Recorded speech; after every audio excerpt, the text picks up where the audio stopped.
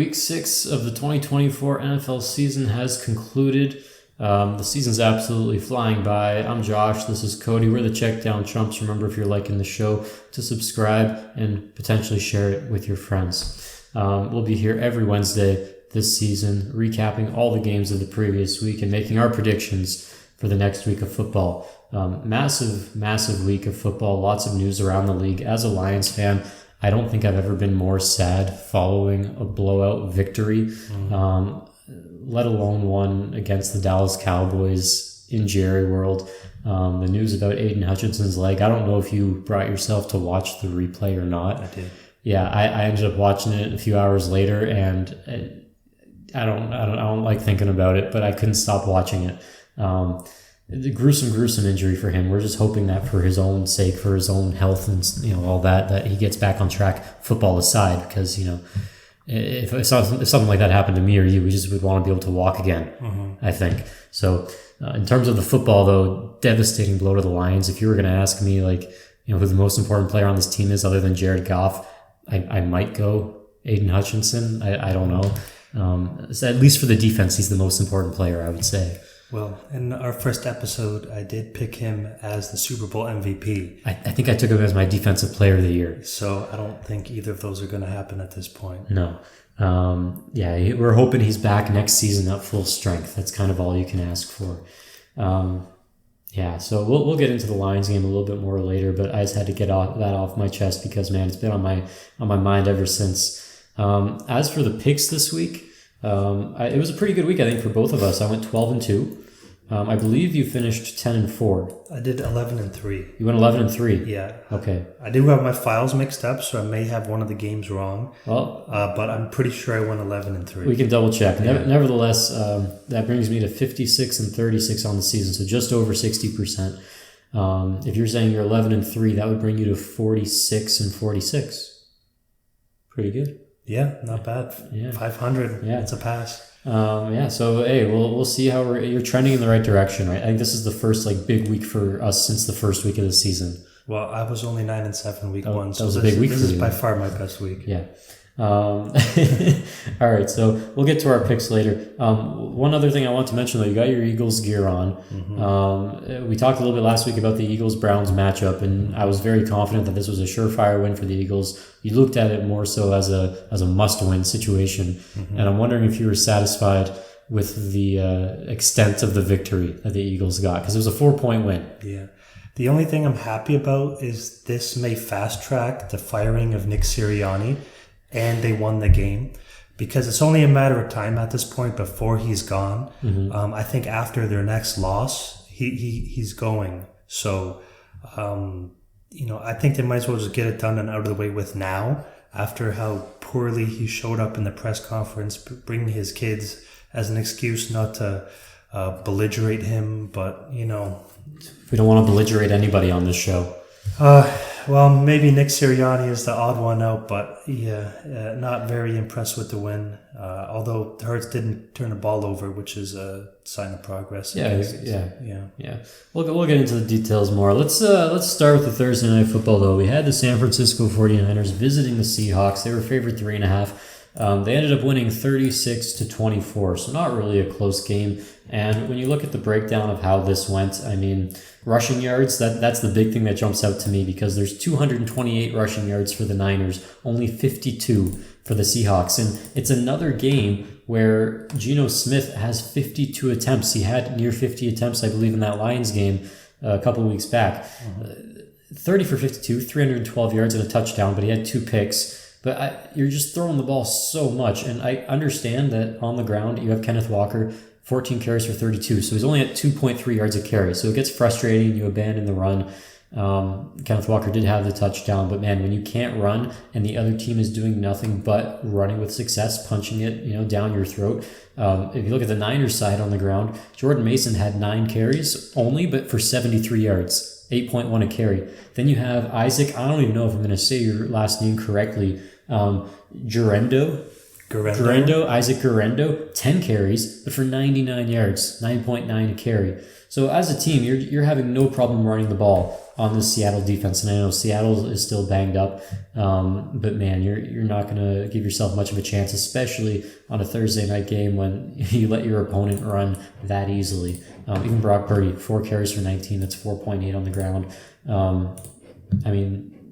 Check, he had a 6-yard touchdown run. It just seemed easy. And then through the air, Kittle had a pair of touchdowns. Debo had 100 yards and a touchdown on only 3 catches. So 36 points for the Niners. Heck of a game. They're now 3-3, tied with Seattle. Let's not forget, Seattle was 3-0 on the season. Mm-hmm. They're they've now fallen to 3-3, so they've lost 3 in a row. Seahawks fans, it's a little frustrating. Maybe you're not running away with it this year like we thought. What did you think of this game? How much of it did you get to see? I watched the full game. I did watch this game. You know more than I do then. Yeah. No, I did think that Brock Purdy played well again. Even with the struggles he's had this year, he continues to impress me. I think he's developing into the quarterback that can lead San Francisco rather than what I thought he was last year, which is just a guy they can plop in there similar to Jimmy G, who as long as he limits the turnovers is going to have success with the weapons and the scheme around him. But it looks like this year that narrative is no longer true. He seems to be part of the team of guys who are really contributing to their success. He's making big time throws. He's throwing into tight windows. I mean, I don't have those advanced metrics in front of me at the moment, but I'm pretty sure that San Francisco is last or bottom 2 in terms of yards after catch this year, which is really impressive considering the amount of air Brock Purdy has been putting on his throws. So it's a little surprising given just like the players they have there that catch the ball. I mean, Debo Samuel, he's always a yards after catch guy. Now with CMC in the mix, that might look a little different as well. But yeah, you can tell when you're watching Brock Purdy throws it with purpose, with accuracy. He's confident. Yeah. Even though like on occasion, some of those confident throws are a little overzealous. For the most part, he takes care of the football. He makes the throws into the tight windows, like you said. He's a leader. He's a crucial part of this team. I think he's a franchise quarterback in every sense of the word. And, he's going to be worth all the money that they give him. Yeah. Well, when they pay him, they're going to have to make cuts elsewhere. The defense has stepped it up over the past couple of weeks. It's nice to see if you're a San Francisco fan. Now, flipping over to the Seattle side of the ball, they do have a tough stretch. It was unfortunate for them to lose those guys on the defensive line that they did going into the Detroit game. They had Detroit 2 weeks ago. They had that, weird loss to the Giants, San Francisco. But then taking a look at 3 of the next 4, they have Atlanta, Buffalo, and San Francisco again. So this is a very tough stretch for Seattle. And with their defensive line as banged up as it is, they may drop pretty far down in the division, and I think San Francisco's going to take the stronghold on the number 1 seed again. I mean, if Seattle even gets to 5-4 after that point, I think they'd be pretty happy. Yeah, they would be pretty impressed with that. We'll see what happens moving forward with these guys. But I mean, you look at the rest of the stats for this team: 3 turnovers on the day. Didn't force any turnovers on San Francisco. Not going to have a lot of success. Purdy didn't get sacked once either. No, didn't take any sacks. Seattle only allowed 1 sack, but still, Seattle had 9 penalties in this one. 9 for 69 yards to San Francisco's just 5 for 34. So nearly double more than double the penalty yardage. That 52 rushing yards to 228 is just glaring, right? Can't have that, especially in a division game like this. No. All right, let's move on. We had the Jags and the Bears, our London game. Bears were playing the home team, I guess. I guess there is some kind of advantage to being the home team in international games. You get to travel a little further in advance. You get there a little bit before the other team does. Okay. So you're a little more well-rested. You don't have as much jet lag, I guess. And it looks like this paid off, although I think we both took the Bears in this one. I was watching the last episode and I caught you saying, you don't think the Bears, you don't think the Jags are going to be able to score more than 2 touchdowns against this Bears defense. And I mean, you're pretty spot on. The Bears won 35-16. I don't know if either of us imagined this margin of victory. But wow, that was a performance. We talk a lot about seeing growth and seeing flashes from these young players. Caleb Williams, he's turning into one of these guys, one of these quarterbacks that you can depend on. You just look at his numbers from the day: 4 touchdowns to the one pick. The one pick was a deep shot. I believe it was to Moore, where he kind of got too much air under it and it ended up looking underthrown, and it was. But other than that, I mean, he's been playing a lot better ever since they fixed this run game. The first couple weeks of the season, DeAndre Swift and the rest of that running back group, they couldn't get anything going. The last 4 weeks, they've completely turned it around. This week, Swift 17 carries for 91 yards and a touchdown. That's over 5 yards a carry. Remember, he was on that 3-game streak where he was under 3 or under even 2 yards per attempt. Now he's at 5. So they've completely figured this thing out. I don't know exactly how, but they're showing promise. The Bears are now 4-2 in the only division in the league where everyone has a winning record. They're technically last in the division. They're technically last. Well, is it the Bears or the Packers? I think the Bears are technically last. NFC North. I need to see this because I think they have the same record. But Bears have the tiebreaker. Packers are at 4-2, last place in the division. Who would have thought?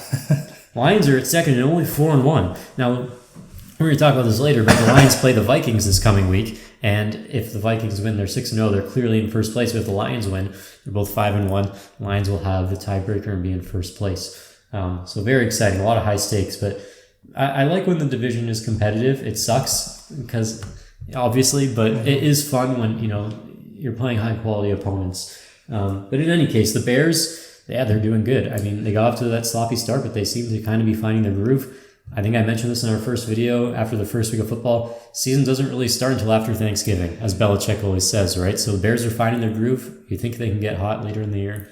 Yeah. Well, the one thing the Bears haven't done yet is beat a high-quality opponent. Their 4 wins are against Tennessee, the Los Angeles Rams, Carolina, and Jacksonville. I think all of those teams have 1 win on the season right now. So I'm not overly impressed by what Caleb and this Bears offense has done. I do like the defense. However, I still want to see them go up against a solid defense and perform. They do play Washington next week on the road, which is going to be a good 1v2 matchup between Caleb and Jaden. But again, Washington doesn't have that great of a defense, so I'm expecting Caleb to have another good game. But really, it's going to be the Bears defense that carries them this year. They have been a top 3 defense in the league so far throughout the year, and they've been able to hold pretty much everybody to under 20 points, except for the Colts, who put up 21 against them. So as long as Caleb limits his turnovers, plays smart, efficient football, doesn't try to make the big time play every time like he did in college, they're going to have success. But I still would like to see that offense put on a show against a good defense. Yeah, I can't wait to start seeing more division games within the NFC North, because we've really only seen the Packers and the Vikings play that one game. And you talk about the Bears defense, you got the Lions offense and their defense, you got the Vikings offense and defense, the Packers. It's going to be some bloody football in the next couple months. So to close the season, the Bears have the Packers, the Vikings twice, the Lions twice, San Francisco, and Seattle. So that'll be a gauntlet for them to go through. And if they get through that and still make the playoffs, then I'll be impressed. I mean, if they get to 9 wins, that's a wild success, I think. Yeah. So kudos to them. Now let's look at the other side of this, right? Jacksonville. They pulled out the win last week in the high-scoring affair against the Colts, and we're all like, all right, good for you, whatever. You got into a shootout with the Colts. But now, the Jags in London, where, hey, this is London. This is, you guys are used to playing here. What did we see from them? Pretty much nothing. Trevor Lawrence, 23 for 35, 234 yards, 2 touchdowns and a pick. But that was really their whole offense, because running on the ground, 6 carries for D'Ernest Johnson, 28 yards, 4.7 a carry. Tank Bigsby, who's been like the big running back as of late in terms of flashing, he only had 7 for 24. It's 3.4 a carry. Didn't get into the red zone, or into the end zone, other than those 2 Trevor Lawrence touchdowns, both of which were to Gabe Davis. Evan Ingram, he had a big day. He's still relevant. He's back now. Yeah. So getting him back helps. He had 10 for 102. But again, you're not turning these drives into points. You're not really finishing. So that's going to be a struggle regardless. Yeah. Well, ETN went down early. Yeah. I did see a clip of 4 dropped touchdown passes. Although they were all tough catches to make, you expect guys like Gabe Davis and Brian Thomas Jr. and Evan Ingram to come down with these balls. I mean, Brian Thomas is still young, but he's been the favorite target so far. But with Evan Ingram back in the lineup, I think we're going to see a lot more targets from him. But I don't want to put the entire blame on Trevor. I think he's making some good throws, some risky throws that are getting through, and his guys just aren't able to make the plays. However, at the start they're having, I don't see them being able to break through for anything. So they might as well just tank this year at this point and hope for a good draft pick. Maybe get a new coach in the offseason, but I don't have much to say about Jacksonville at this time. Yeah, 1-5, right? And you mentioned it. There's all this talk about, okay, do you replace your coach? And you get to a certain point where like you're saying is true. The season is almost irredeemable. Like you're at a point where even if you fired your coach and you fixed all your problems, it's such a hole. Like, how do you dig out of that, right? Mm-hmm. And this kind of brings me to the New York Jets a little bit, because last week we were talking about, okay, you fire Rodgers, or you fire your coach, Robert Saleh, and it's like, okay, well, why? It seems like you're all in. Why would you fire your coach? Well, it's kind of the mindset that do it before it's too late. Do it before you can't salvage the season. Maybe that doesn't mean I agree with that move, but it does kind of seem like, all right, the Jags are 1-5. They're in a hole where it's not really possible for them to get out. You never know. Never say never. But the odds are highly stacked against you at this point. Yeah. Well, just quickly flashing back to right before Doug Peterson got fired from Philly, he kind of sabotaged them at the end of that season. He made some what seemed to be intentional, boneheaded calls, which led them to lose, I think, the last 2 games of the season purposefully. So I don't think that Jacksonville fans want him to stick around long enough for that to happen here, unless they are tanking for the draft pick, in which case you want him to do that. But I don't know. It's a tough call to make. In my opinion, you wait until the offseason at this point, considering there's no hope left, and then start with the new coach fresh as soon as possible. All right, we'll see what happens. Unfortunate that it hasn't worked out to this point and is looking like it isn't going to. Our next game, we had Arizona traveling to play the Green Bay Packers. We had some differing opinions on this game going into it. I was trying to manifest a Cardinals win. We've seen what the Cardinals running game and offense as a whole can look like. We've seen them look dominant at times, but not consistently. Packers, you could say the same thing, but ultimately the Packers came out on top of this one, and it wasn't a close game. 34-13 was the final score.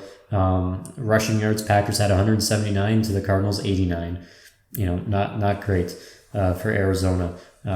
Your lead back, James Conner, he got held 7 carries for 24 yards. You had a number of guys carry the ball. Trey Benson only had 5 carries for 26 yards. Amari Demercado, I've never said his name before, 4 for 25. Those 2 guys were pretty efficient, both over 5 yards a carry, but Connor was held to 3.4. But no one really got hot, right? No one got the hot hand and just started running with it. Even Kyler on the ground only had 7 for 14. So 13 points in this game for them, scored all around. Kyler Murray was 22 for 32, 214 yards and a touchdown, so not a remarkable day. Receiving, Trey McBride was their top receiver, 8 for 96. Marvin Harrison Jr., no catches in this one. I think he went down early on. I believe he did. Yeah. I don't know the status of him, but yeah, just not really going to plan what I think they had imagined in the season and what we saw flashes of early on, unfortunately. Just about every stat in this game was slanted towards the Packers: total yards passing, rushing yards, yards per play. First downs 27-16. Third down efficiency 7 out of 12 to 4 out of 10, right? Mm-hmm. I think they had 13 minutes up in time of possession. 36-23. Yeah. Not even close. The Packers had the 1 pick, but on the Cardinals side, they had 3 fumbles lost. So not what you want to see. And then in terms of penalties, Packers only had 5. Cardinals had 13 penalties. And the Packers only punted once this whole game to the Cardinals 4. And a lot of that is due to Jordan Love. 22 for 32, 258 yards, but he had 4 touchdown passes to the 1 interception. So, he's finding his groove back from injury now for a few weeks. Still showing flashes, in his second year. People forget it's only his second year as a starter, even though he's been around a little bit longer. But, he's coming around nicely, and I think you got to be happy if you're a Packers fan. I know you're last place in the NFC North, but you're 4-2. This division is really up for grabs. It's anyone's at this point. It seems like they're keeping their heads down and they just keep playing. Yeah, well, Green Bay went up 24-0 in this game. Mm-hmm. Arizona then kind of came back with a touchdown a pick from Love and a field goal before the half and another field goal to start the second half.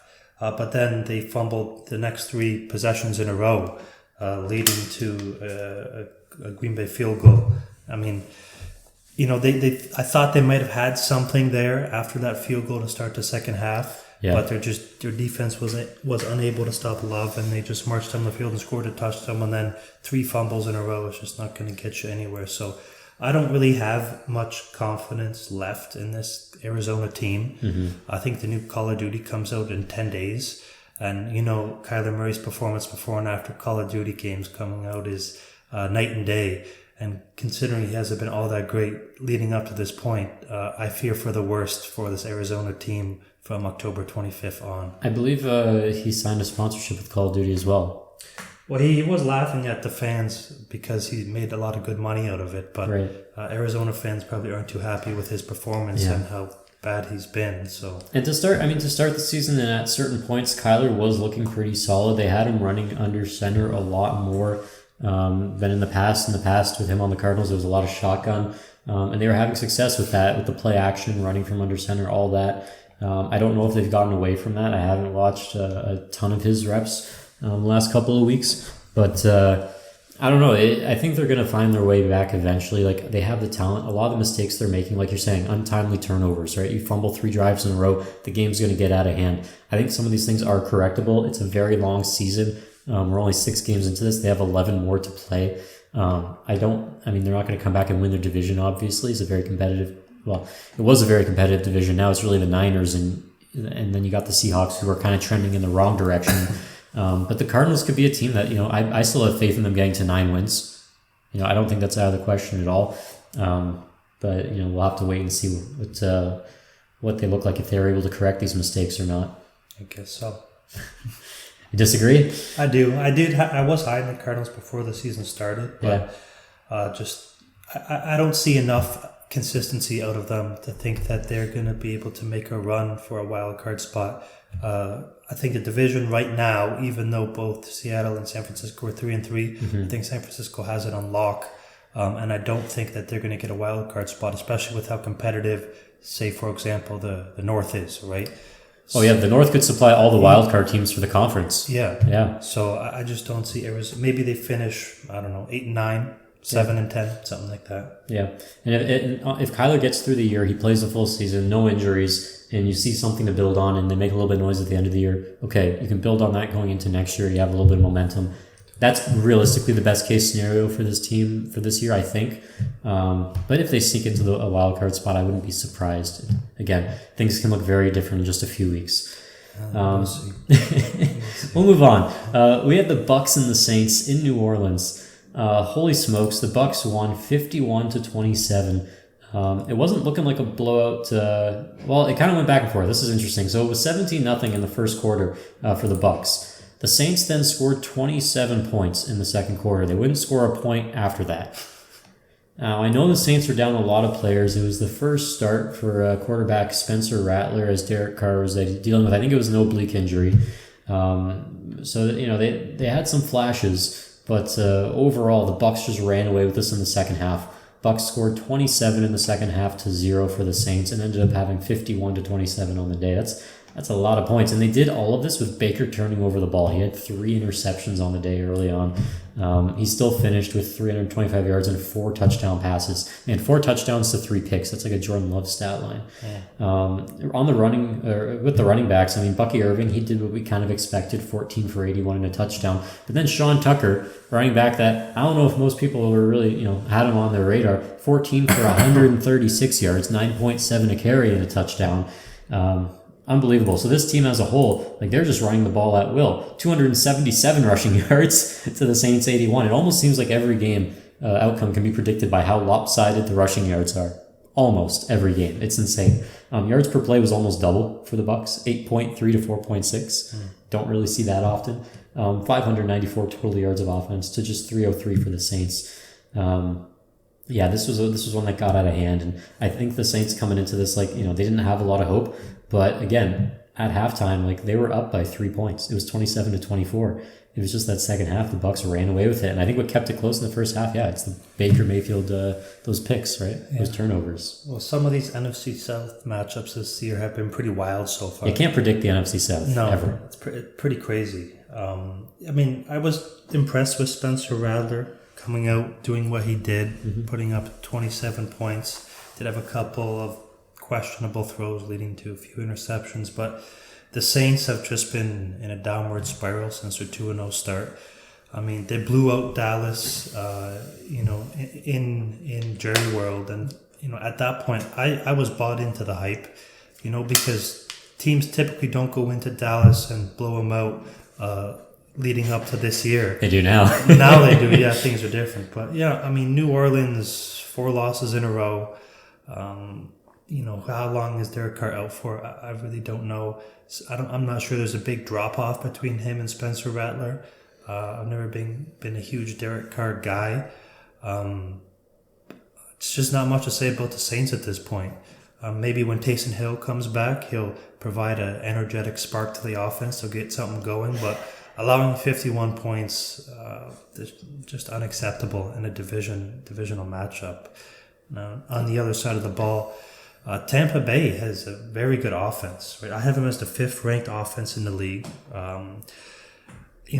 If they show up, I mean, it's hard to know with Tampa. You'd like to see them kind of like gain consistency as the season goes on because they've laid some stinkers as well this year.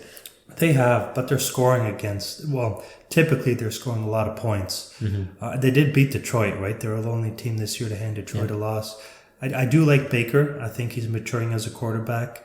Even with the 3 picks, I don't think all of them were his fault. There's a couple tips in there, but he did have some first down runs this game.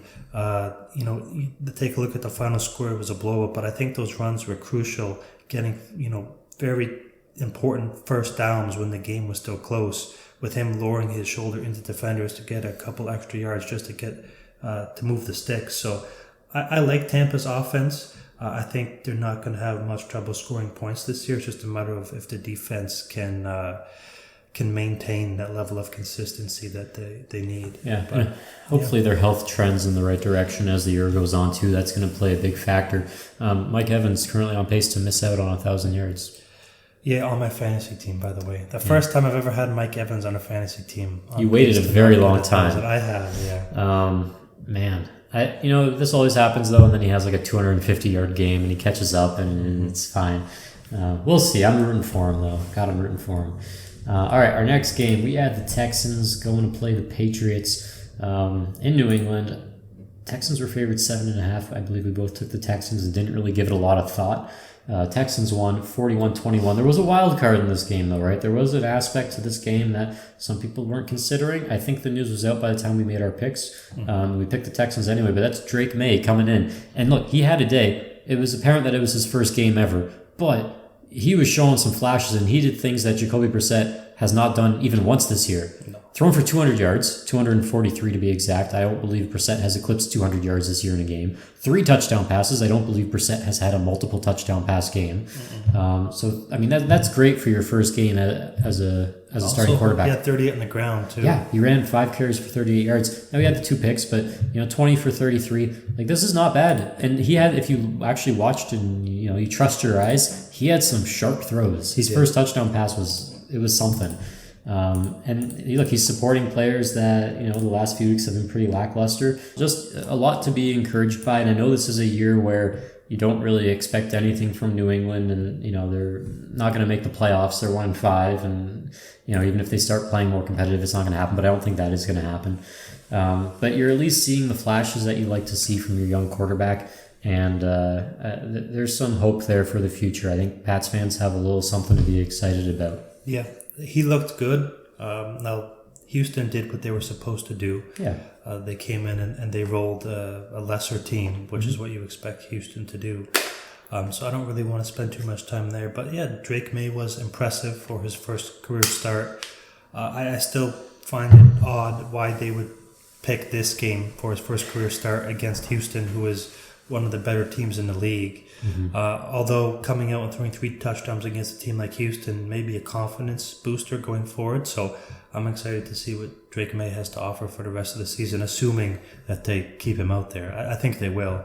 I don't think they would go back to Brissett at this point. So, I'm excited to see what he's got. Yeah, and on the Texans side of things, you get Joe Mixon back, and you see how having this running game just shifts their offense altogether, because they were winning some close games this year. I know they're 5-1, which is great, but they had some close wins after they lost Joe Mixon, and Mixon goes off with 102 yards on the ground on only 13 carries, 7.8 per attempt and a touchdown. And then that just changes everything. Dameon Pierce, 8 carries for 76. That's 9.5 yards a carry and a touchdown. So once you get Mixon in there, everything is kind of rejuvenated. You're able to score 41 points as an offense. The passing game opens up.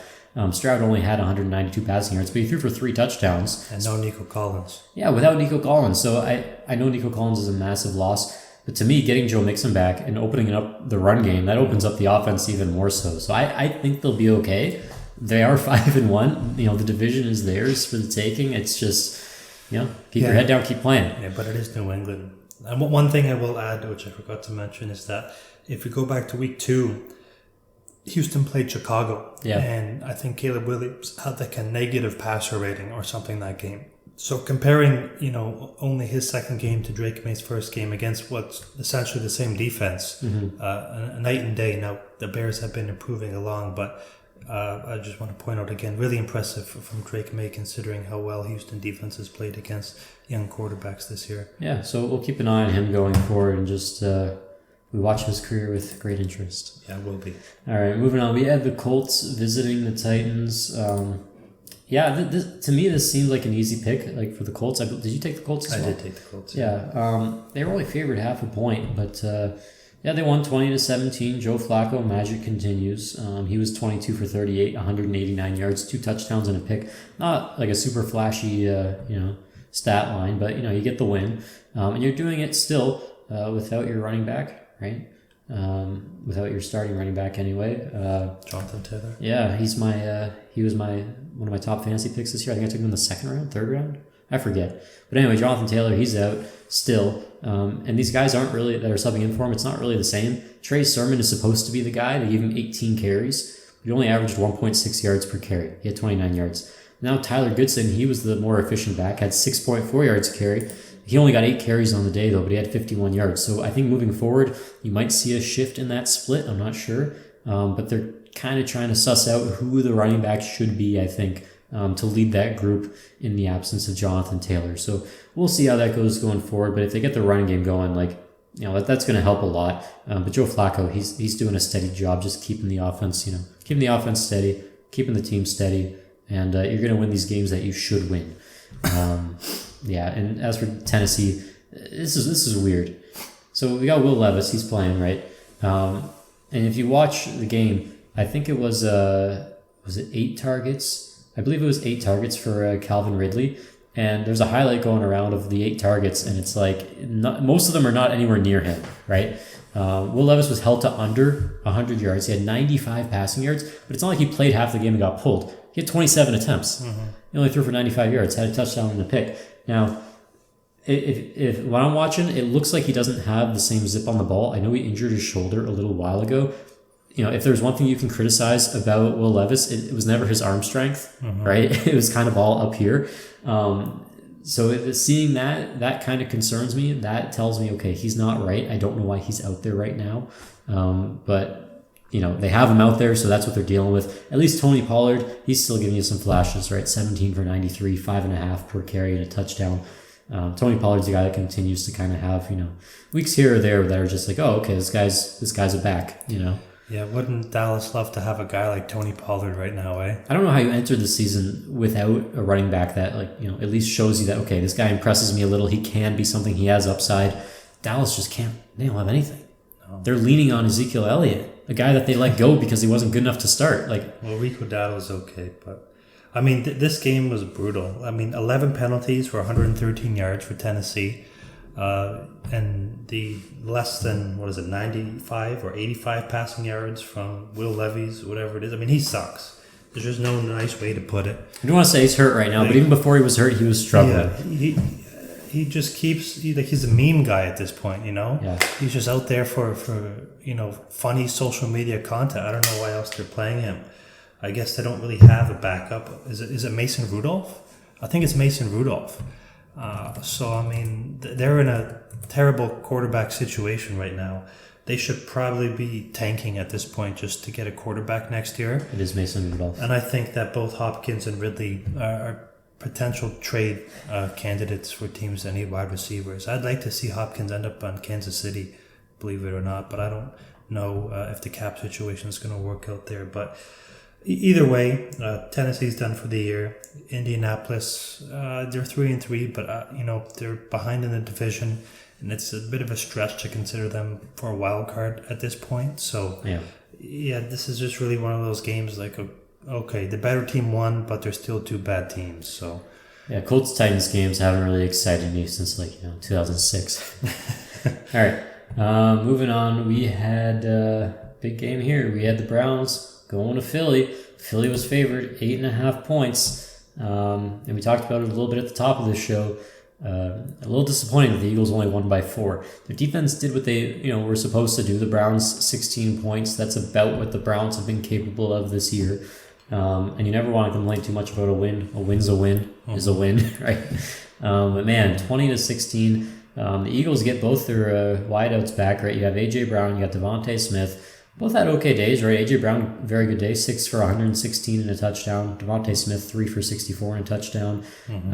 So, they contributed. But, man, the Eagles just could not get the run game going in this one. Saquon Barkley, 18 for 47. That's only 2.6 a carry. And he had 2 catches for 7 yards. So, not really a factor. And, Saquon Barkley, it's not really what we're used to seeing from him. We're used to seeing him as, the bell cow, the guy that just gets it done, scores a bunch of touchdowns, moves the chains. And has the flashy plays sprinkled in.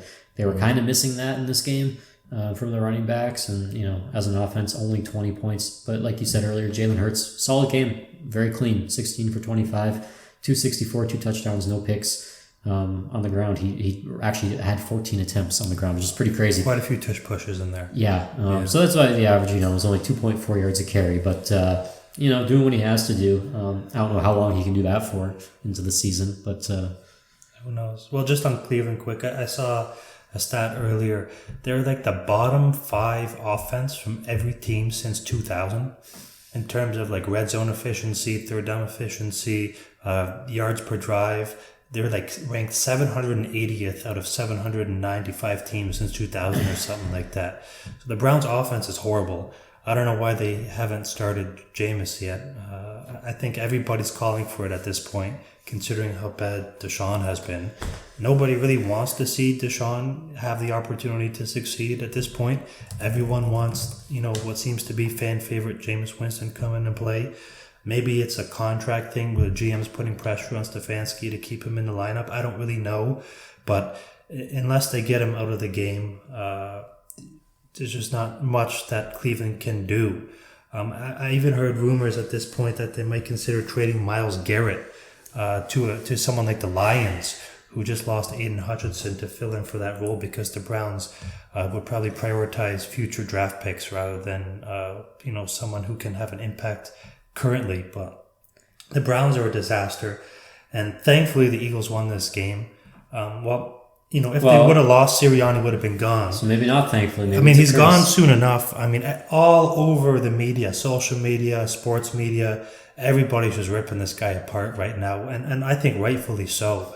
He's a terrible coach. He's yelling at the fans after the game. He came in, shaved his head. People are comparing it to Britney Spears with her meltdown in the early 2000s. Brings his kids to the presser after. It's not like you bring your kids to a press conference in a 20-16 win over the worst offense since 2000. It's not like it's a substantial enough victory to do that. I think he was doing it for protection because he's scared of how the reaction would be. So I think the guy needs to go. They took a risk bringing him in for the season. I just think about it now, thinking, man, we could have had someone like, Vrabel or even Bill Belichick coming into the season rather than Nick Sirianni. And I don't think either of those two guys would be anywhere nearly as bad as Sirianni is now. So it's just a matter of time. I think they might lose to New York next week, and if they do, he's gone. So I'll give it 2 weeks max before he's out. All right. We've been saying this for a bit, or I've been listening to you say it. I mean, when it happens, I don't know what we're going to do. We're going to have some kind of celebration on here. But, a party. I don't know. I was looking for a stat about Deshaun Watson because it was some insane amount of consecutive third downs that he's failed to convert. It was like 20-something in a row. It was 20-something, the last 20-something third downs he's failed to convert. I couldn't find it. I did see that he had a QBR of 34.4 against the Eagles, which was the second highest of the season for him. The Browns are also the first team in 10 years to have scored under 20 points in each of their first 6 games. Jesus. The Cleveland Browns have now scored once in the last 29 drives. Yeah. So, brutal. Not good. And I think this is just going to go on and on and on. I think the Browns are hoping that with these latest accusations that there's something they can do to get out of the contract maybe. And in the meantime, they're just kind of like letting it play out because, and what else are they going to do, right? We should mention, though, that I don't know if we did. I don't think we did. Amari Cooper getting traded to the Buffalo Bills. Yeah, I think we'll talk about that more when we get to Buffalo. But it's not like... You tell me this isn't devastating news for the Browns this year? This doesn't throw their season off track? He had one good game where he had 2 touchdowns this year, and he's been a non-factor outside of that game. So. It is telling, though, that, okay, they're they're in the market to sell. And so, like you said, Myles Garrett, you never know. Now there's another guy that the Lions could potentially get, like in my dreams, not in reality, from another team who's also trading players. So they might also be in the market to trade players away. Who's that? The Raiders. Oh, Crosby. Yeah. It'd be nice to get him. They just traded Devontae Adams, so it's like, okay, are they selling everyone? Is everyone for sale? Like, what's going on? Maybe. So I mean, realistically, there's no chance. There's no chance in hell the Lions get Crosby or Myles Garrett.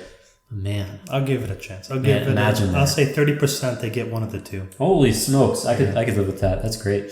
All right, let's move on. We have the Commanders and the Ravens. The Ravens won this game 30-23. I picked Washington for fun. One of the things I talked up a lot about Washington is their running game. They really struggled in this one against the Ravens defense. They only had 52 rushing yards on the day to the Ravens 176. So if you're looking at the Ravens backfield, again, it's all Derrick Henry, right? 24 for 132 yards. It's 5.5 a carry and 2 touchdowns. And Lamar added another 40 yards on 11 carries. Whereas you look at Washington, and I've talked about how they have, basically 4 players that are competent at running the football. Well, Jaden Daniels, 6 for 22. Didn't really do a lot on the ground. Austin Eckler, 9 for 21. That's 2.3 a carry. Jeremy Nichols, he only had 2 carries for 9 yards, and then Terry McLaurin carried it once. Meanwhile, you have Brian Robinson, the guy who, is most likely to go off for 100 yards. He was out altogether. He didn't even play. So I was hoping that these other guys could pick up the slack in his absence, but that wasn't the case. Jaden Daniels through the air, though, did as much as he could. 24 for 35, 269 yards, 2 touchdowns, no interceptions. Zach Ertz leading the team in yards once again, 68 yards on 4 catches. But Terry McLaurin was the guy that had the pair of touchdowns in this one.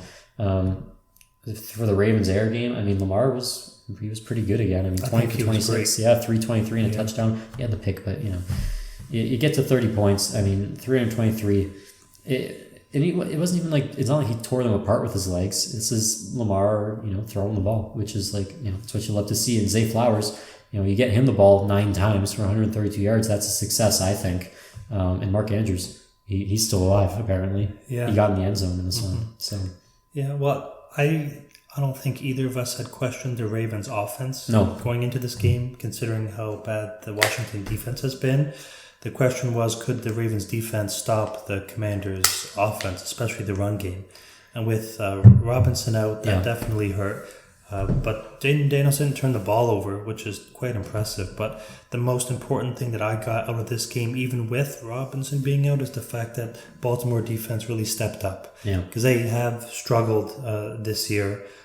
They're definitely not the same defense that we're accustomed to seeing, especially how dominant they were last year. So this is a good sign for the defense. The offense came out and did what they were supposed to do, put up 30 points, dominant on the ground, and that's the recipe to win games. Now, Washington, I liked what I saw. they just couldn't get the run game going, and Baltimore figured that out early on, and they limited Jaden Daniels. Even though he didn't turn the ball over, he was making a lot of safe decisions, which is typically a good thing out of a rookie quarterback. But with the run game not working, I'd like to see him try to air it out a little bit more, take a few more risks. But next week, Chicago, another really good defense. I think Robinson's back for that one. I'm excited to see that game, the 1v2 matchup. I think it's a big test again for them against what's going to be a really good Bears defense. Yeah, and of course the story everyone's going to be talking about is going to be Williams versus Daniel. But I mean, it's the defense, like you said, for the Bears. That'll be another test. This was only a one-score game, though. I mean, Ravens only won by 7, and that's with the dominating of the run game and dominating the time of possession by 13 minutes. So both teams are 4-2. Washington, they're still alone in first place in the division, and you still expect big things from them this year. I don't think this really slows the fans down at all in terms of their excitement. No, the rest of the division is in shambles still, so they could run away with this. Yeah. All right, moving on. We had the Broncos playing the Chargers in Denver. Broncos have been a team that have been surprising some people as of late. They were 3-2 entering this one. They ended up losing 23-16. So the Chargers take the lead over Denver now in their division. This was a game where, Justin Herbert, is this the most passing yards he's had all year? 237? I think so. I think he's on pace for like 2,000 something overall on the year. But they're 3-2, so I know they've beat some teams that aren't that competitive. But Broncos have been giving teams trouble, right? They beat the Bucs, they beat the Jets. They've shown themselves to be a formidable opponent. J.K. Dobbins, he's back. They started giving him the bulk of the volume of the carries again, 25 for 96, only 3.8, but that's some hard running he had to do. And he got in the end zone as well. Like I mentioned, Justin Herbert, 237, a touchdown, no picks, 21 for 34. This is just the type of football they want to play, Jim Harbaugh, right? Control the clock. I mean, the time of possession was 37-22. Yeah. Well, they went up 20-0 in the first half. And just held on for dear life. Yeah, well, Denver, up until that fourth quarter, I think Bo Nix only had something like 35 passing yards. Yeah. And he really stepped it up in the fourth quarter. Got up to over 200. Yeah, but it just was too little too late. And I think that's the Chargers' recipe this year. Mm-hmm. Get up early, good defense, establish the run, and don't let the other team get back in. Bo Nix is coming around. I think I did a special on him week 1 or week 2 where he had one of the worst, rookie performances of all time. But since then, he's come along to, be in the conversation at least. Yeah. So with the Denver defense, being pretty solid, I like Denver's chances. I think Denver's going to be a pretty good team going forward. And Bo Nix, using his legs as well. He's impressed me with just his mobility and what he's able to do. Because without that, these drives are gonna they're gonna stop. They're gonna fail a little bit more often. But he's extending these drives. He had 6 carries for 61 yards, and he's been doing it week in and week out if the time is right. Yeah, a couple of real big third down runs in there too. Yeah, so he's a key part in sustaining the offense, especially when the rest of your running game they're not really doing anything, right? Javonte Williams, this wasn't a week for him, only 6 for 23. So. We'll see moving forward what's in store. It's going to be interesting to see the Chargers against some more top tier teams, I'll say. Yeah. They'll be challenged a little bit more, I think, going forward, but we'll see. All right, moving on. We had the Steelers going into the desert playing the Las Vegas Raiders. The Steelers won 32-13. Justin Fields, and a lot of news about him going on today. We'll get to that in a second. But Justin Fields was 14 for 24, only 145 passing yards, but he ran the ball 11 times for 59 yards and 2 touchdowns. He got into the end zone twice using his feet. And Najee Harris, 14 for 106 and a touchdown. You rarely see Najee Harris averaging 7.6 yards a carry. That's in part due to the long run that he had in this one. Some positive things that you can see out of the Steelers offense, which is always nice to see. Steelers offense rarely gets to 30. So, heck of an effort to those guys. As for the Raiders, we know, Davante Adams, he's finally out of the picture. He's headed to New York. after holding out for a few weeks. Well, he's had an injury. Sorry, he's had an injury. I don't know. But Aiden O'Connell in this one, 27 for 40, 227, a touchdown and a pick. Not really a lot to report on in this game. It's just a typical Raiders game. No one really popped off. Brock Bowers continues to be a bright spot. 9 catches for 71 yards for him. But yeah, that's they didn't put up much of a fight. And I think at this point, I wouldn't be surprised if the Raiders lose out this year. They might, yeah. Well, that's why I think Lions have a chance to get Crosby, because they're just going to trade everybody. Yeah, they're selling, and if the Lions are willing, whatever team is willing to give up the most compensation in terms of draft picks, that's probably where he's going to go, as long as it's not within the division. Because for some reason, the Raiders organization doesn't seem to like trading within a division. A lot of teams don't. Well, if it's the right move to make, logically speaking, for your future, I don't have a problem with it. But I can see where they're coming from. Pittsburgh, another win. With Mike Tomlin, they just don't have losing seasons. Probably not going to have another losing season here. Borderline playoff team. I still think there's going to be some controversy as to whether or not Russell Wilson, makes us think about wanting to start once he's fully healthy. But I'm rooting for Justin Fields to be the guy the rest of the year. I am too. I've been watching him more just because he's been my fantasy quarterback, and he's actually kind of exciting and fun to watch when he's not on the Bears. So I'm rooting for him. There's a lot of news out today. There's a lot of news out on Tuesday, I'll say yesterday, when we're filming this today. Just of talk that, Russell Wilson's now taking the first team snaps in practice and he's going to get the start next week. That hasn't been confirmed. I believe Mike Tomlin was asked during a press conference when Russell Wilson would get first team snaps, and he said, yeah, probably at some point eventually. That was his answer, and that was heavily editorialized basically into Russell Wilson getting first team reps in preparation for starting role or something like that, which I think was just a bunch of bogus. So I don't know how serious or how true that is. I will say the fantasy projections for these quarterbacks, Fields is now projected to get 0. Russ is now projected for 13 points. And, those people always know what they're talking about. So, I don't know how true it is, but I'm hoping that, Fields gets to stay because he's making the most of his opportunities, playing well, he's winning games. He hasn't squandered this opportunity. He's done everything they've asked of him. He hasn't really made the big mistakes. So, if Russ comes in, I feel like Fields hasn't deserved to lose the starting job. I'll put it that way. I agree. But if he does come in to start, I think Tomlin will have him on a very short leash. And he may not even make it through an entire game if he, say, throws 2 first half picks, for example. You're talking about Fields? Talking about Wilson. Okay, yeah, no, I my prediction is Wilson comes in at some point because they just want to see what they have in him, right? They're 4-2. They can kind of see, okay, can he push our offense to the next level? I don't think he can. I don't think so. But again, the coaches see them both in practice. There was the quarterback competition in the preseason that Russell Wilson won.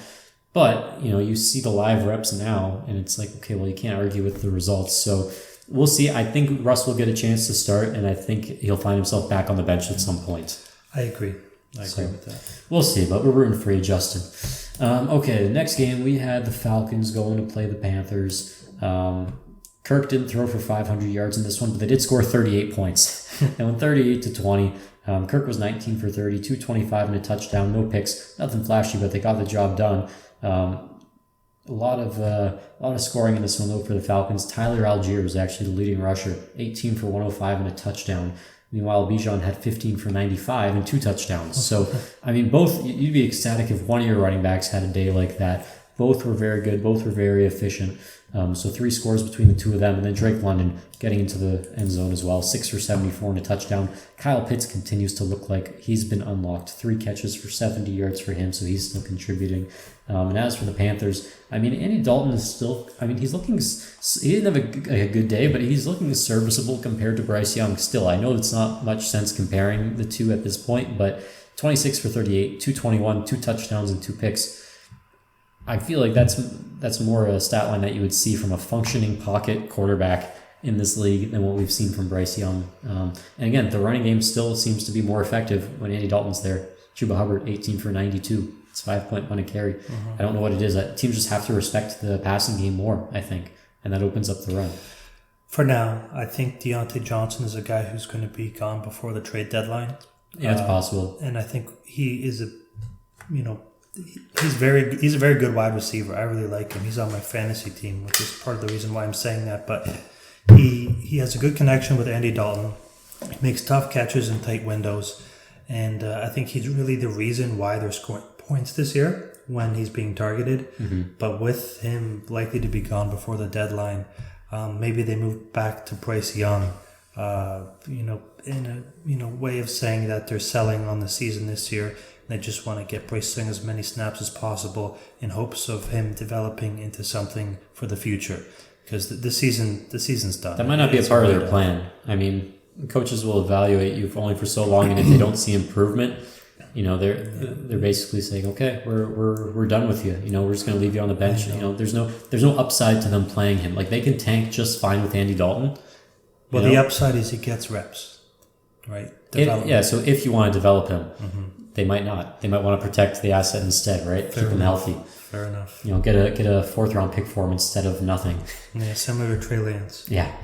All right, moving on. We had the Lions going into Dallas, playing the Cowboys. A lot of talk of this game kind of being a revenge game for last year. I don't know. I mean, these games all do count the same, all these regular season games, but this was a conference game. We know that that record matters for tiebreakers later on. Lions are now 4-1. It's a very competitive division, so you need every win you can. So don't get me wrong, I'm thrilled about the win. And doing it in the fashion they did, 47-9, holy smokes. I mean, they were breaking out just about every play in the book. And I say that, and yet they probably have barely, scratched the tip of the iceberg in terms of how deep their trick plays go and how deep their playbook is. But yeah, the big news from this one, obviously, we talked about it at the top of the show, Aiden Hutchinson, his leg getting folded in half was disturbing to see. Gruesome. It was messed up. And once again, just want to reiterate that for his own sake, we hope he's okay because, man, I would, if that happened to me, I think I said this at the time, I would throw up and then faint and I would probably be dead. I don't know how you overcome that even mentally, but I mean, this dude is not a normal person. Like, he's very driven. He's talented, but he's also driven. He's a hard worker. He's passionate. He's going to get back. I know he is because that's the type of person he seems to be. At least that's the type of competitor we see on television, right? So we'll see how it goes, but man, that's a devastating loss for this Lions defense. Now, I think the Lions defense, they'll probably make a move. Like, Brad Holmes is probably going to make a move for somebody.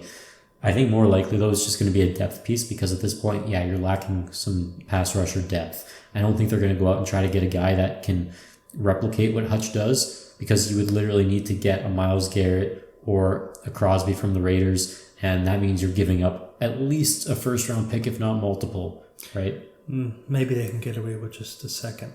First and a second? No, just a second. Just a second? Yeah. I don't know. I mean, Garrett's coming off a Defense Player of the Year. I think it's worth it if they could get either Garrett or Crosby, and that's about it. Because those guys, well, you said Garrett just have DPOY. Crosby not having as great of a season as Hutch is, but he's very, very good. And he's very, very similar. So I think for one of those two guys, giving up a second is more than reasonable. But the other person I heard talks about is Hassan Reddick. I think maybe he's worth a fourth. Maybe. He's definitely not the same caliber as those guys, but he is somebody who could fill the gap decent enough, assuming he plays. And he has more question marks around him, right? Yeah, like you don't really know. But if it's only a fourth, then maybe they take a flyer on him. I don't know. The point is, this is your window. This is the year. So whatever you think you need to do, they're going to do it, right? It just depends on, where they think they're at. Now, defense this year, I mean, even if they take a step back with the loss of Hutchinson, I think they're still a step above where they were last year.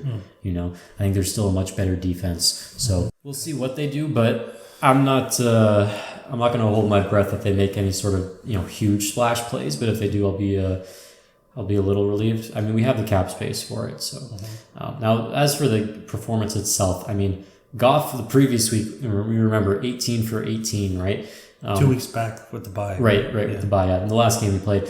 This week, 18 for 25, 315, and 3 touchdowns to no picks. Back-to-back weeks now where he's had a passer rating of over 150. Perfect 2 weeks ago. Yeah. So, crazy stuff. Hendon Hooker saw his first NFL action this week. He was 1 for 2 for 19 yards. 19-yard pass to Khalif Raymond. Hooker's a guy I'm excited whenever I get to see him play. He was one of those prospects that, had he been healthy coming out, he would have been a first-round pick, I think. So, interested to see what the future holds for him. I don't know with his age if there's really going to be a chance for him to start for the Lions. I mean, by the time Goff retires, I'm assuming Goff's retiring a Lion. Hooker's going to be up there in age too. So we'll see. Man, the ground game for the Lions. They just keep doing what they do. David Montgomery, 12 carries for 80 yards and 2 touchdowns. That's 6.7. That first touchdown run he had, he broke 3 tackles, just was trucking defenders, and he was doing it all game long. The guy's just disgusting. And then Jahmyr Gibbs had the very quiet 12 carries for 63 yards, 5.2 yards a carry. Even Craig Reynolds got in on the action, had 6 carries later in the game. J-Mo had an 11-yard carry. Jamison Williams, another guy, had a big drop in that game, so this game could have been worse, but he still caught a 50-yard touchdown. He had 3 for 76 and a touchdown. J-Mo now averaging over 70 a game, which I'm over the moon about. I was going to be happy. I told myself coming into this year, if J-Mo can have 800 yards from scrimmage and 6 touchdowns, dark horse OPOY. I'd be happy, but he was my dark horse offensive player of the year because I knew the ceiling, I knew the potential.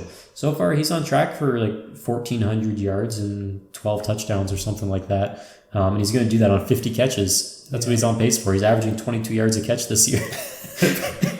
So he kind of reminds me of Deshaun Jackson back in the day, right? Yeah. All those 50-catch, 1,000-yard seasons. So yeah, this is... it was crazy. Yeah, and they went deep into the bag of tricks, like I said. Tried desperately to get an offensive lineman a touchdown. Didn't exactly work out. But when you have the luxury of running 5 plays where you got offensive linemen playing out wide, you know the game's out of reach. Just another level of disrespect, which you got to love to see. Mm-hmm.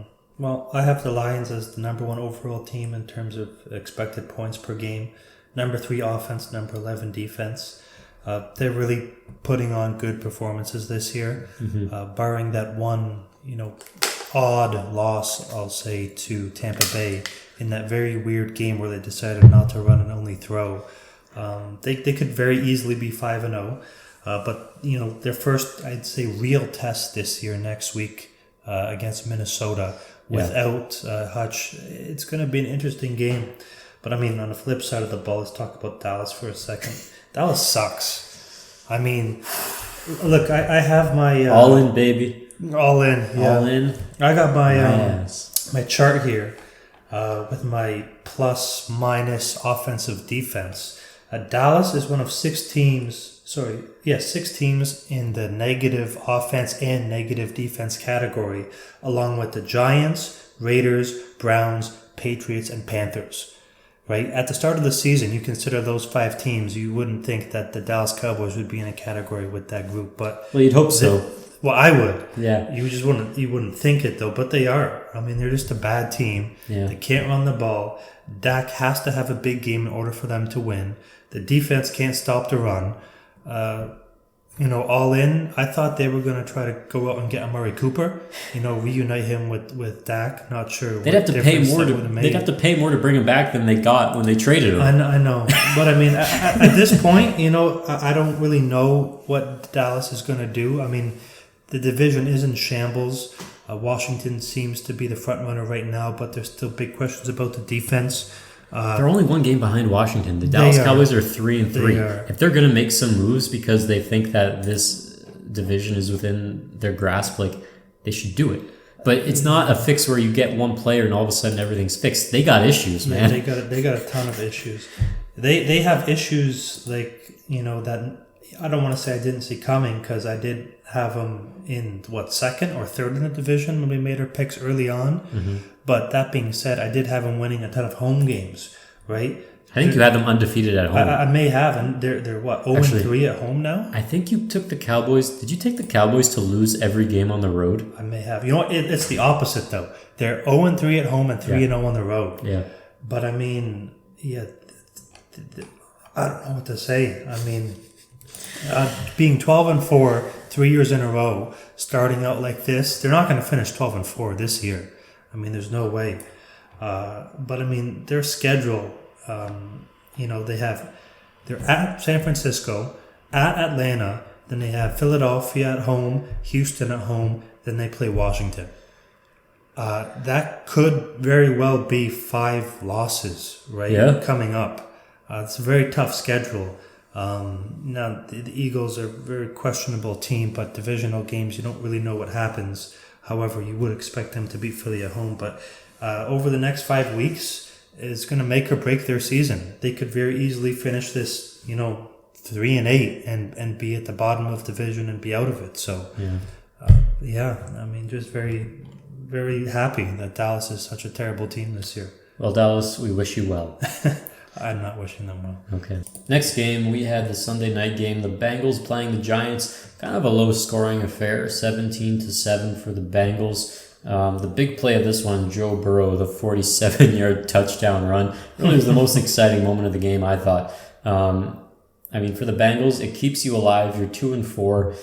Stay the course, stay calm, pull out these ugly wins. But you would have liked to have seen, I think, a little bit more of a decisive win from them. The yards in this game were pretty even. Total yards, 304 for Cincinnati, 309 for the Giants. Passing yards, 183 to 190. Rushing, 121 to 119. They couldn't be more identical. Pretty close, yeah. So, but again, you win by 10, right? It's all about the scoreboard at the end of the day. Each team threw or had a turnover, right? The Giants had a pick. The Bengals had a fumble. Time of possession actually went in the Giants' favor, 34 to 25. So did the first downs. Yeah, so the first downs, 24 to 13. It's just those big plays like the Joe Burrow touchdown run that kind of swung things in the other direction, right? Penalties, the Bengals had 6 to the Giants 2. When do you hear about a team having 2 penalties for 9 yards? It seems like every game this year, it's just penalties galore. Like the refs just, they get a little too flag happy. But the Giants only had 2. Somehow, though, despite all this going in their favor, they were only able to score 7 points. Not what you want to see. Danny Dimes, he's kind of flips back and forth between looking like a competent quarterback and kind of like why is this guy the starter? 22 for 41. Not what you want to see. 205 yards in the pick. He did add 56 on the ground though. So, but he sucks in primetime games. I think he's a 1-11 now or 1-12 in primetime games. Man, his career. I get tired around 4 p.m. I can't blame him too much. That's a late time to be starting. I think the league should just stop giving the Giants primetime games at this point. Well, who's Dallas going to play on all those Thursday night games? They are a New York team, I guess, but yeah. So, hey, credit to the Bengals. You're 2-4. Your season's still alive. You string a couple of these next games, a couple wins together in these next games, and before you know it, Bengals are sitting pretty at 4-4. So, but the Bengals, they're not a good. I don't think they're a good team. They have a good passing attack. Joe Burrow has been lighting it up. Their defense has struggled mightily. Yes. Now, they did only hold New York to 7 points, but it's the Giants we're talking about here in primetime. And it's not like they blew him out or anything. This was a close game pretty much all the way through. Yeah. The Giants, a few mishaps here and there, this would have been a much closer affair, but I'm not entirely sold on Cincinnati. I think that their defense is pretty bad. That being said, they do have 3, I don't want to call them cakewalks, but they have Cleveland, Philadelphia, and Las Vegas. They should really roll Cleveland and Las Vegas, with Philadelphia being the only game that may cause them problems, but Philly has an awful secondary, and Joe Burrow should just tear them apart. So you could be at 5-4 or 4-5, but if you're at 5-4, you can't be feeling too bad. No, you can't. But then again, if you lose two of the next 3 games because your defense is failing to step it up, after that, you go through pretty much a gauntlet for the rest of the season. And in that division, with both Pittsburgh and Baltimore already at 4-2, probably not going to happen. So if you're the Bengals, you're looking at a wild card spot for sure. Well, if they're lucky. Right. Yeah, and if they go on a run to win a lot of games. So when I say for sure, I mean as opposed to winning the division. I'm not saying they're a for sure wild card team by any means. They're in a big hole. I just mean like if they're going to the playoffs. Scenario. Yes, that's what I mean. Fair enough. But they're playing the Browns this week, like you said, and that's a situation where it's a must win. I know it's the Browns. Their offense is the worst pretty much we've ever seen. And they also just traded Amari Cooper. But the Browns have kind of had the Bengals number at times. That is true. And wouldn't it just make sense in this NFL, in this league, that, the Bengals desperately needing this must-win game against the worst team in the league, just they lose in a shootout. I don't think it's a shootout. If anything, I think that the Cleveland defense steps up, kind of surprises the Cincinnati offense, somehow finds a way to shut down the passing game, can't get anything going on the ground. And like what they did against Philly last week, a blocked field goal touchdown or defensive touchdown is what does it for them. But that's, that would be very bad for Cincinnati if that happened. Yeah, 2-5. I think at that point, Zach Taylor, he loses to the Browns. Talk about guys on the hot seat. I don't think we're talking about him enough. I don't know. Yikes. All right, let's move on. We had the Monday night game, your game of the week, the Buffalo Bills visiting the New York Jets. Bills win 23-20. I will say this was a great week for the favorites. I think every favorite but one covered this week, if I'm remembering correctly. I think the Eagles were the only favorite not to win or not to cover. Typical. Like the Bills were favored 2.5, they won by 3. The Ravens were favored 6.5, they won by 7. Yeah, if you just pick the favorites all the way down, you pretty much win any pool you're in. But in any case, the Bills win 23-20. This was a game. There's a lot of talk about Aaron Rodgers. We mentioned it earlier, but Devontae Adams going to be joining the Jets. I heard he's in the building this week already, talking to Aaron Rodgers. So they get rid of Robert Saleh. They bring in Devontae Adams. It feels like Aaron Rodgers is running the team. I don't know. It's just kind of what it feels like. But Aaron Rodgers is a guy where, last night he had that interception to end the game. A lot of people were saying, okay, his arm looked kind of cooked. Most of the game, I thought his arm looked like, it was live. Like he was slinging it, and he was putting it in places, like he was making throws really only he can make, and really only receivers that have played with him that are used to that velocity will be able to catch those balls. Allen Lazard, 6 for 114 in a touchdown. He made some impressive catches. Garrett Wilson, 8 for 107 in a touchdown. So they're cooking a little bit. And then on the ground, Breece Hall, 18 for 113, 6.3 a carry. We were talking so much about how is firing Robert Saleh going to affect the offense. Well, I think this is more of a coincidence. I don't know. But their offense looked pretty good. Rodgers nearly broke his streak. I believe he's at 27 games now without hitting 300 passing yards. Yeah. He was at 294. He could have passed it. But to just speak on that interception at the end of the game, Rodgers did kind of throw his receiver, Mike Williams, under the bus after the game. He basically came out and said, yeah, he ran the wrong route. Mm-hmm. And he adjusted too late on the throw, and that's why it was just an ugly throw. Now, I think long term, the Jets are 2-4, so they're going to have to do a little bit of work, especially in this division where, you win this game, you're in first place in the division. You lose, now you're 2-4, Bills are 4-2. It's a long season, anything can happen. You bring in Adams, their offense is just going to be better. I think Rodgers, again, they keep him upright. He looked better this week. I do think he looked a lot better. So I don't know. I think the Jets, again, you fire your head coach, and that makes me nervous, but it's that philosophy, make a change before it's too late, before it's too late to salvage your season. I don't know. So I don't know what the Jets are going to be at the end of the year, but I think they're pretty much doing what they can to salvage things. Yeah, I'm not a Jets fan, but I kind of feel for Jets fans. I'm not sure that Aaron Rodgers was the best move long term. And with him going down at the start of last year, that just really hurt. But, you take a look at the loss to Denver and the loss last night.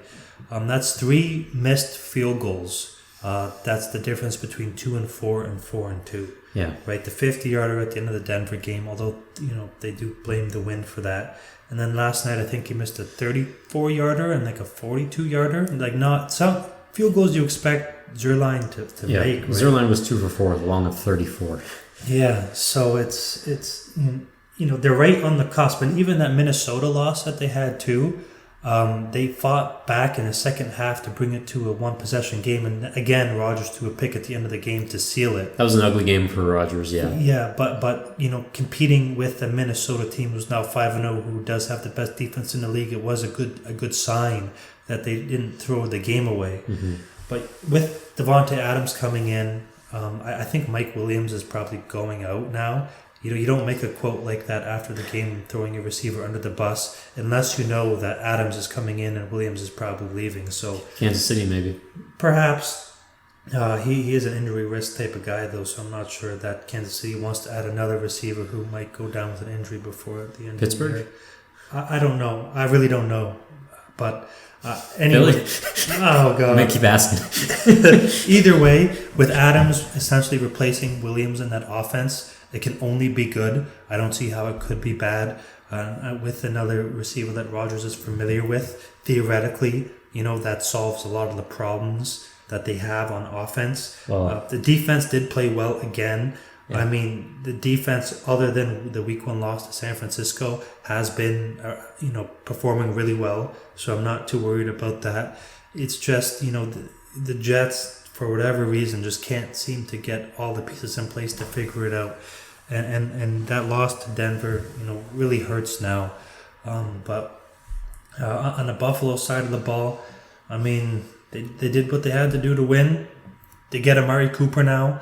I think he is going to be a really nice addition to that offense. Allen now has a guy that he can probably look to when plays break down. Mm-hmm. I've seen a lot of Josh Allen this year where he's rolling out to the right. He just can't find anybody to throw the ball to and has to end up either scrambling for a yard or two or just throwing it out of bounds. Yeah. But with Cooper there, adding that additional element to the offense, I think that he's going to be kind of an escape valve for Allen in these scenarios, and it's going to be good for that offense. They're missing that savvy veteran wide receiver that can kind of feel, when your quarterback's rolling out under pressure, that okay, I need to kind of drift in this direction and help him out. Mm-hmm. Frank Gore Jr. was apparently active for the first time this week for the Bills. They elevated him, but I don't believe he saw the field.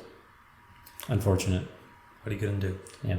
All right, those are the games. Congrats to the Bills. All right, let's take a look at our games for Week 7. We will make our picks. We're going to kick it off with Thursday Night Football. The Broncos are visiting the Saints. Man, what a game we got here. Look at these quarterbacks, these youngsters going at it. Sean Payton, he's back in New Orleans. Mm-hmm. A little bit of a revenge game. I know you like revenge games. What do you think? Yeah, I'm taking Denver. You're taking Denver? Yeah, I think that Denver has a good defense. Sean Payton has success against rookie quarterbacks, and I just don't think New Orleans is going to be able to score a ton of points coming off a short week. So, I wouldn't be surprised if this is another low-scoring 10-9, 15-10 type of game. Imagine after Week 2, someone tells you that after Week 6, the Broncos are going to have a better record than the Saints. I wouldn't have believed it. Yeah. I kind of still don't believe it. And they might beat them. The Saints are a favorite, 1.5. I'm taking the Saints just because, they're at home. They had that 27-point quarter. That kind of shows their potential. It'll be the second game for Rattler. The Broncos really did not have success running the ball at all last week. The Saints defense, I know they gave up a lot of rushing yards to the Bucs, but the Bucs seem to be pretty good at running the ball. It's a hard call for me. It's a close game. I'm just going to take the home team. That's why I'm leaning Saints. Saints, you're on this 4-game losing skid. You gotta pull out a win eventually. And if Sean Payton beats the Saints, if I have to see that smug face on TV just because he does something cute at the end to win, I don't want to see that. So give me the Saints. The Saints deserve this.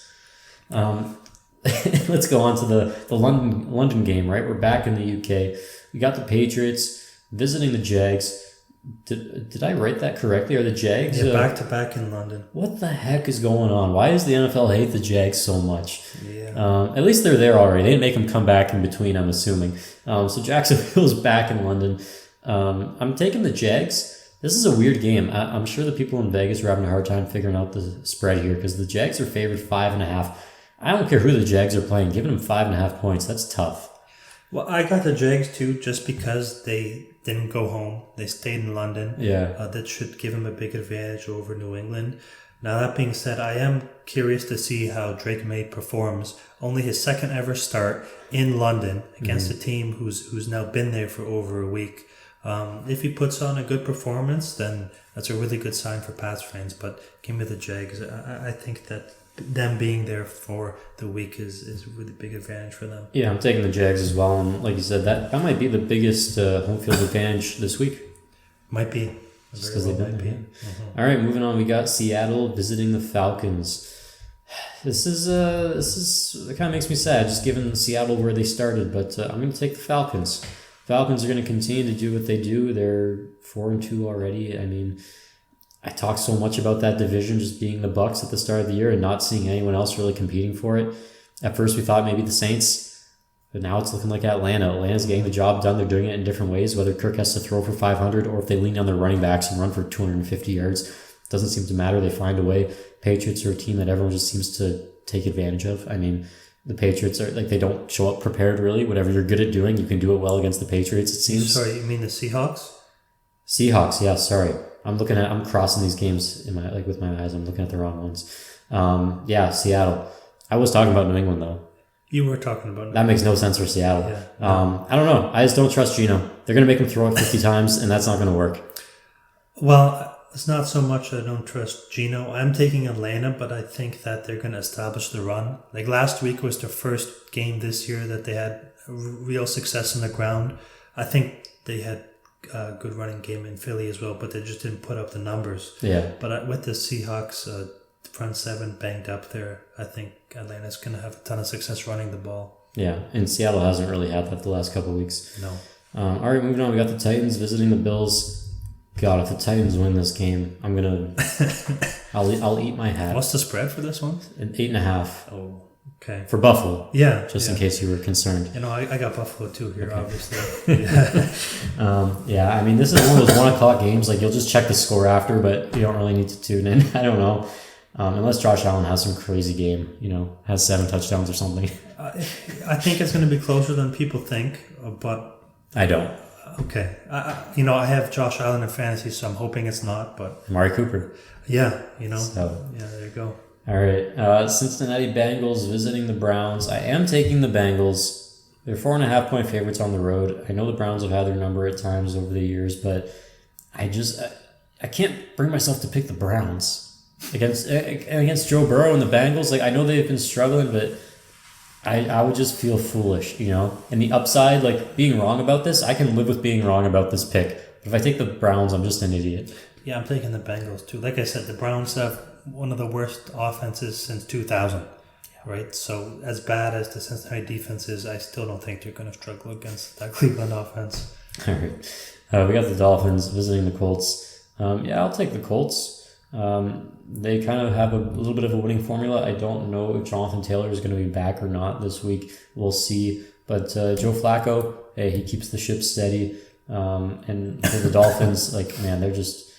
They have underwhelmed me. I know Tua's been out, but I really expected more from Mike McDaniel just in terms of being creative with the offense, getting the ball in your playmakers' hands. I haven't heard a peep from Tyreek Hill or Jaden... or from Waddle or from Achane or really any of these guys. They were on bye last week. So yeah, but I mean, just since Tua went out, yeah, it's just been disappointing. So I'm taking the Colts. I got the Colts too.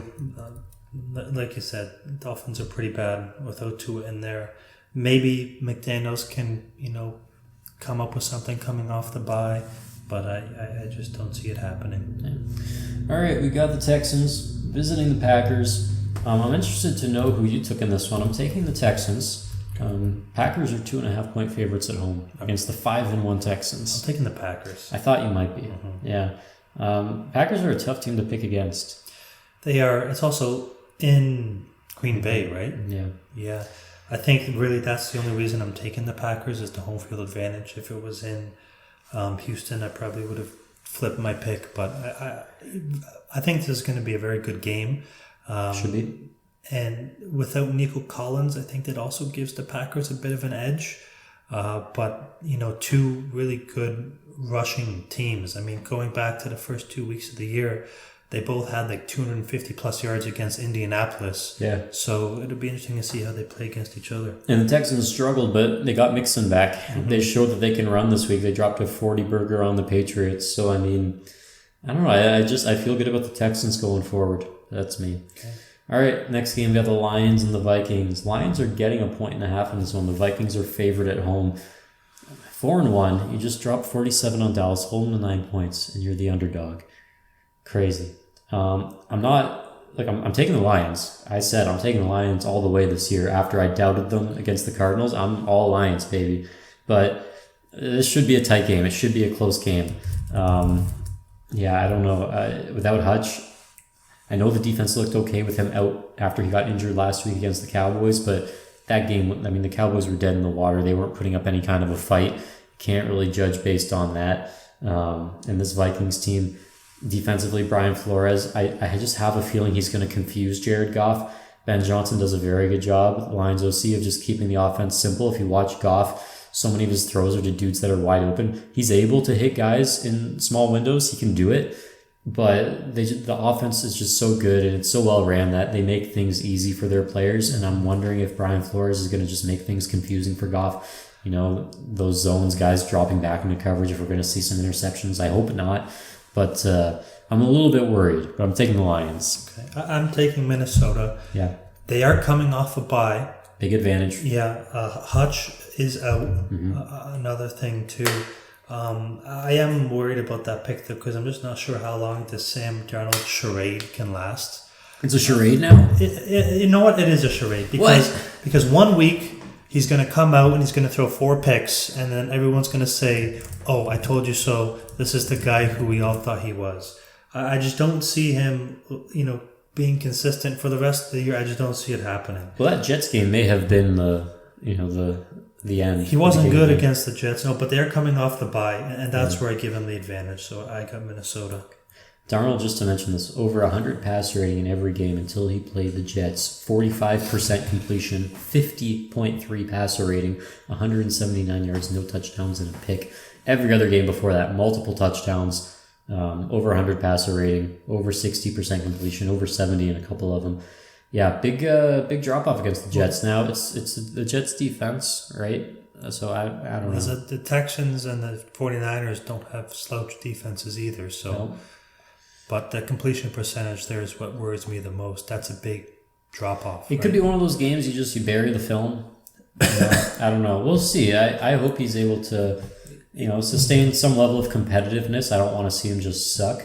Either way, I think this will be a good game and a tight game, and it'll be a battle for these teams. I think Brian Branch and Kirby Joseph will have some opportunities. Kirby Joseph, the first DB since 2006 with 4 interceptions in the end zone in a season. And it's only week 6. Yeah, he has 4 interceptions so far, all in the end zone. All right, let's go. We got the Raiders and the Rams. Did I skip a game? Yeah, I did. Eagles and Giants. We can skip that. It's not a big deal. Eagles and Giants. What do you think? We're in New York. I'm taking Philly. Hey, it's Philly. I'm very tempted to take New York this game. Can't pick New York. I'm not. I'm taking Philadelphia, but what I'm worried about is that the Giants' front 7 has played very well the last 2 games. Yeah. And that can cause some serious problems for Philadelphia, especially if Jalen Hurts doesn't come out and make, decisive throws, which he's susceptible to not doing. So it scares me, but I'm still taking Philadelphia in this one. I mean, you keep in mind that the Giants' offense only scored 7 against the Bengals' defense, right? But they scored 29 against Seattle the week before. Yeah, Seattle's defense is in a state. I think at this point we kind of see that. I don't know, man. Any given Sunday. Yeah. I'd be worried if I were you. I'm a little worried. But I'm taking the Eagles because, it's the Eagles. All right, next game we got the Raiders at the Rams. Rams coming off a bye. Rams are only 1-4. Raiders are at 2-4, and the Rams are favored by 5.5 points. I'm really not sure. If Stafford shows up and plays out of his mind, yeah, he can get wins for this team, even against good teams. We saw it against the Niners. But if he just has an average day, or if he lays a stinker, which on occasion he's going to do, I gotta fix that. Then I don't see this. Rams team really doing anything around him to make up for that. They're not a team that can really mask his mistakes, at least not right now with the injuries. But it's the Raiders. I said earlier, I could see the Raiders losing every game from here on out. The Rams are at home, so yeah, I'm going to take the Rams. Yeah, I've taken the Rams too because they are coming off of the bye and giving McVay the extra week to prepare against a team like the Raiders who haven't been impressive at all gives them the advantage in my opinion. All right, Panthers visiting the Commanders. Yeah, give me Washington. You sure about that? I'm sure about that? Yeah, I'm going Commanders too. Yeah. Yeah, I don't know. Man, this would be a crazy upset. I have nothing to say. I mean, it's just, you're outmatched completely across the board as the Panthers. going against maybe one of the most consistent quarterbacks in the league, and he's a rookie, which makes it all that more impressive. But still, and the Commanders, they need to get back on track. I know that they can't be too upset about losing to the Ravens, but they want to get that running game back on track. I think this is the game to do it. This is a perfect get right game for them. So I think they take advantage of it. All right, we got the Chiefs visiting the Niners. We've talked about this a lot, right? Not picking against the Chiefs until they kind of give us reason to. But I'm taking the Niners this week. They're at home. They're only half a point favorite. Maybe on the road, the Chiefs would be favored by a few points. But I'm taking the Niners. I think the Chiefs, their magic is just going to run a little bit short. I think they've been playing some ugly ball on offense for a little bit too long. I think the Niners are just a good team, and they're trending in the right direction. So I'm taking the Niners. Well, I took the Saints against the Chiefs a couple weeks back. You know, how silly was that? I'm not going to pick against the Chiefs again until they lose. So give me Kansas City. Okay. Although I do have this as my game of the week. Super Bowl rematch, can't go wrong. All right. Jets Steelers. I'm taking the Steelers. I don't think the Jets are. I know they're bringing in Adams, but I don't think they're going to do enough. I think the Steelers are playing some good defensive football, and offense they're doing just enough. Should be a tight game though, and I wouldn't be surprised if it was low scoring. Okay, interesting. I got the Jets here. I think with Adams coming in, he's going to make a big impact right away, and they need a win right now. Their defense is good enough to stop Justin Fields, so I think maybe the Jets don't score a ton of points, but I don't think the Steelers will either. So give me the Jets in a tight one. All right, Chargers Cardinals in Arizona. I'm taking the Chargers, just playing better defense. I think they're going to give problems to that Arizona running game. I got the Chargers too. Like I mentioned earlier, the Cardinals just aren't impressing me that much. They're not consistent enough. The Chargers have been a team that dominates time of possession, and that's really not a good matchup for Arizona. So give me the Chargers. All right. And then Monday night, the second Monday night game, you got the Ravens and the Buccaneers. I'm taking the Bucs. Really? Might be a bold pick, but they just laid 51. It's hard to be an underdog when you just laid 51, but they are 4.5 points. But they're at home. I like the Bucs. Yeah, well, I don't believe in the Buccaneers defense being able to slow down the Baltimore running game. So I think Baltimore is going to run all over them. They're not going to have the opportunity to put up 51. Give me Baltimore. All right, should be a fun game. Those are the picks for Week 7. We will be back next Wednesday reviewing all the games of Week 7. We're the Checkdown Chumps. Remember to subscribe if you like the episode. And enjoy football this week. Anything you want to say, Cody? Have a good one.